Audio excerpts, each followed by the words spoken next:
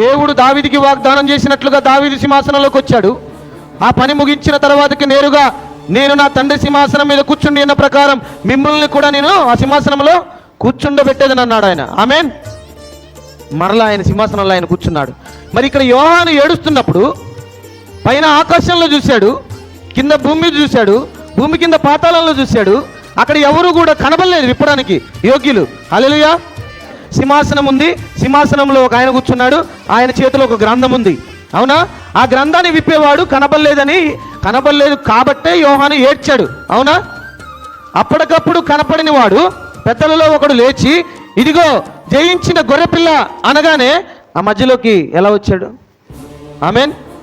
ఏ దావీదు సింహాసనంలో నుండి ఆయన సింహాసనాన్ని విడిచిపెట్టి ఆ దావీదు సింహాసనంలోకి వచ్చి ఆయన గొర్రెపిల్లగా జయించి దావీదు సింహాసనంలో కూర్చోవాలంటే ఎక్కడికి రావాలి? పరలోకం నుండి భూమి మీదికి రావాలి. Praise the Lord. ఇప్పుడు భూమి మీద ఆయన గొర్రెపిల్లగా జయించి మరలా నా తండ్రి సింహాసనం మీద నేను కూర్చుండి ఉన్న ప్రకారముగా ఆయన ఇప్పుడు ఎక్కడున్నాడు? మళ్ళీ ఈయన జయించిన తర్వాత ఎక్కడికి వెళ్ళాడు? ఆయన తండ్రి స్థానంలోకి వెళ్ళాడు. హల్లెలూయా. ఇప్పుడు ఆ తండ్రి సింహాసనంలో కూర్చుంది ఎవరు? ప్రభు అయిన యేసుక్రీస్తేనా? ఆ గొర్రెపిల్లగా జయించిన వాడేనా?